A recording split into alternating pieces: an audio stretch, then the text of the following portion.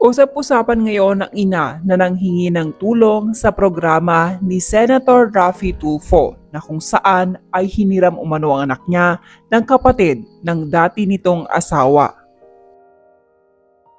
Base sa salaysay ni Marivic Velasquez, December 19, 2023 umano, nang hiramin ng kapatid ng dati nitong asawa ang kanyang 8 years old na bunsong anak na babae.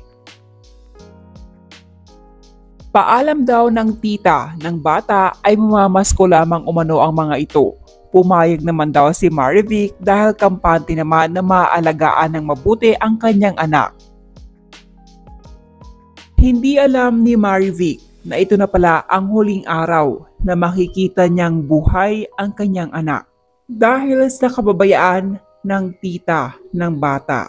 Taliwas kasi sa paalam ay dadalhin pala ito sa swimming pool.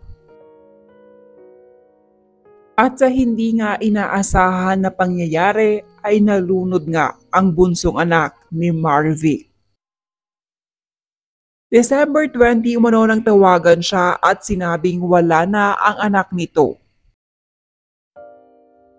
Naisugod naman daw sa ospital ngunit dead on arrival na umano ito. Nangako naman ang programa ni Senator Raffy Tulfo na tutulungan nilang magkaroon ng hustisya ang pagpanaw ni Princess. Nag-iisang anak kong babae. Susunod ako sa'yo, nak. Hindi ko kaya. Hiniram kayo sa akin para magbakasyon tapos binalikan na malamig na. Ang ganda-ganda mo, anak. Sobrang lambing mo. Alam mo kung gaano kayo ka-spoiled sa akin. Sana hindi na lang ako pumayag ipahiram kayo. Ang sakit-sakit. Gusto ko nang sumuko. Hindi ko kakayanin, nag-iisang prinsesa ko. Kahit ang sama ng pamilya niyo sa akin, kabutihan pa din binalik ko sa inyo.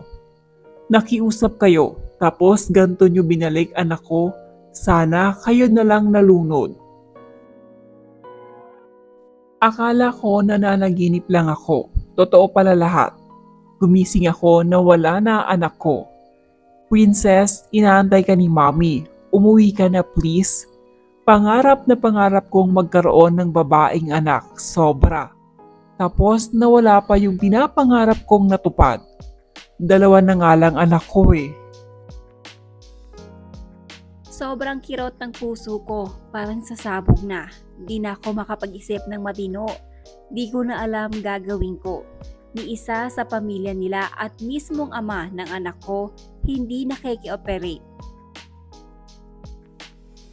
My angel baby, I love you forever until we meet again in heaven, my princess.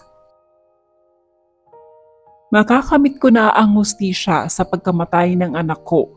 Maraming salamat po, Raffy Tulfo in action. Marami naman ang dismayado sa mismong ama ni Princess dahil tila nais na lamang nitong palagpasin ang nangyari sa kanyang anak dahil kapatid niya ang sangkot. Samantala, may madamdamin naman na mensahe ang kapatid ni Princess, panganay na anak ni Marivic Velasquez. Ayon dito, sana hindi na lang umano sila sumama sa tita Frestel nila. Sana magkasama pa din umano sila ngayon. Princess, miss na kita. Sana okay ka lang dyan. At sana di ka malunod at sana buhay ka pa. Sana hindi na lang tayo sumama kay tita Frestel. At sana makikita pa din si Mommy. I love you, Princess, from DJ Kuya.